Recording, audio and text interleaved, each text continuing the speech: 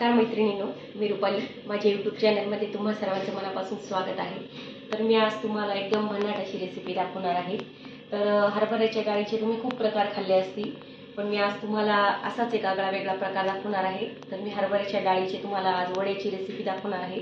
एकदम पारंपरिक पद्धतीने आपण पाट्यावर वगैरे वाटून डाळ सगळी आणि मग प्रोसेस करणार आहोत आणि मग वडे बनवणार आहोत. तर चला बघूया. ही हरभऱ्याची डाळ घेतली होती मी, 5 तास झालेली भिजून ठेवायची होती. तर मी भिजून ठेवलेली आहे मैत्रिणींनो. 5 तासासाठी भिजून ठेवायची आपल्याला. हे बघा, छान भिजून गेलेली आपली डाळ. 4 ते 5 पाण्याने ही व्यवस्थित धुवून घ्यायची आहे आपल्याला एकदम, कारण पावडर लावलेली असते, डाळीला पावडर असते. एकदम स्वच्छ धुवून घ्यायची आहे. 4 ते 5 पाण्याने मी व्यवस्थित डाळ धुवून घेतलेली मैत्रिणींनो. आपल्याला बिलकुल पाणी नाही ठेवायचं मैत्रिणींनो. आता आपण ही डाळ वाटून घेणार आहोत. हे बघा, पाटावर वंट्यावर वाटणार आहोत. याच्याने चव खूप छान लागते. आता मी मस्त छान वाटून घेते, तुम्हाला दाखवते मी कसं वाटायचं. एकदम मस्त, आपल्याला खूप बारीक पण नाही वाटायचे, जाड बारीकच ठेवायची आपल्याला डाळ. मस्तपैकी वाटून घ्यायची एकदम. त्याची चव खूप छान लागते. पाट्यावर जेव्हा आपण बारीक करतो ना, त्याची चव खूप छान लागते. हे बघा मैत्रिणींनो, अशी जाड बारीकच आपल्याला डाळ अशी दळून घ्यायची आहे. त्याच्याने वडे खूप छान लागतात. आणि मी आता काढून घेते ही, आणि आता मी सर्व डाळ अजून ती सगळी दळून घेते व्यवस्थित. पण जाड बारीक का बरं दळतो मैत्रिणींनो, की आपण जेव्हा वडे खातो ना, तेव्हा खाण्यासाठी खूप रुचकर लागतात. हे असे दाताखाली आल्यावर खाताना एकदम सुंदर आणि खूप असे रुचकर लागतात, चविष्ट लागतात. असं वाटतं किती खावं किती नाही, एकदम चविष्ट लागतात. त्याच्यामुळे आपल्याला जाड बारीक थोडीशी डाळ ठेवायची असते. आपली डाळ दळून झालेली मैत्रिणींनो. आपण डाळ जेव्हा आपण हे केलेली आहे, काय म्हणतात, वाटलेली आहे, तेव्हा आपण बिलकुल पाण्याचा वापर नाही केला आहे. आता आपण 4 मिरच्या घेतल्या मी हिरव्या, आणि थोडं लसूण घेतलेलं आहे. तो आपल्याला छान वाटून घ्यायचा आहे. आता असं थोडं ठेसून घ्यायचं. तुम्हाला वाटलं तर तुम्ही मिक्सरमध्ये पण करू शकता, पण पाट्यावर वंट्याची चव काही वेगळीच असते. मस्तपैकी आता असं करून घ्यायचं.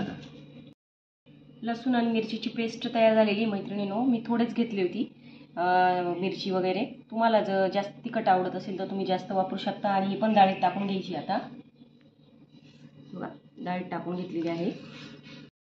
आता यामध्ये आपल्याला मैत्रिणींनो, हा मी एक कांदा चिरून घेतलेला आहे मोठा, तो टाकून घ्यायचा आहे आपल्याला.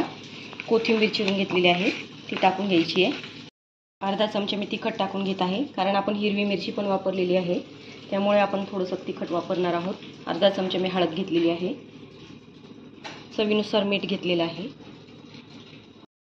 1 छोटा चमचा मी जिरं घेतलेलं आहे. तुम्ही जिऱ्याची पावडर पण टाकू शकता. मी जिरं वापरत आहे अख्खं, आणि अजून चव छान लागते. थोडंसं हिंग,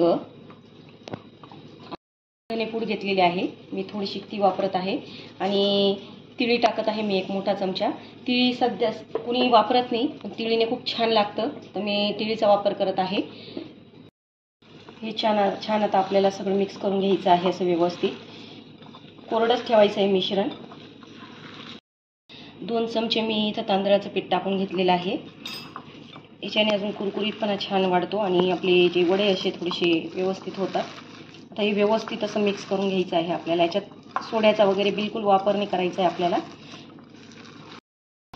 हे वडे यांना काही गरज नसते सोड्याची, असेच खूप ते कुरकुरीत आणि क्रिस्पी होतात एकदम. बघा, मी वडे बनवून घेते मैत्रिणींनो. आता बघा, अशी ह्या आकारात मस्तपैकी असे वडे बनवून घेते मी. आता मैत्रिणींनो, वडे छान बनवून झालेले आहे. आता आपण हे तळायला घेऊया. वडे तळण्यासाठी तेल ठेवून घेतलेलं होतं. बघूया तापलं का. आता थोडंसं टाकून पीठ. हे बघा, तेल छान तापलेलं आहे. आपल्याला मस्त मोठ्या गॅसवरच आपल्याला वडे छान तळायचे आहेत. एका बाजूने आता छान गोल्डन ब्राऊन होऊ द्यायचे मैत्रिणींनो. बाजूने छान असे क्रिस्पी झाले मैत्रिणींनो, गोल्डन ब्राऊन एकदम. आता उलटून घेते मी. दुसरी बाजू अशी छान होऊ द्यायची आपल्याला. आपले वडे तळून रेडी झालेले मैत्रिणींनो. आता मी काढून घेते. हरभऱ्याच्या डाळीचे कुरकुरीत असे वड्याची रेसिपी तयार झालेली मैत्रिणींनो, आणि मी ही सॉस बरोबर सर्व केलेली आहे. तुम्ही कशाबरोबरही करू शकता, खूप छान लागतं सॉस बरोबर पण. तर नक्की ट्राय करा या पद्धतीने हरभऱ्याच्या डाळीचे वड्याची रेसिपी माझ्या पद्धतीने. माझे व्हिडिओ आवडत असेल तर माझ्या चॅनल सबस्क्राईब करा, लाईक्स करा, कमेंट करा आणि मला सपोर्ट करा. धन्यवाद.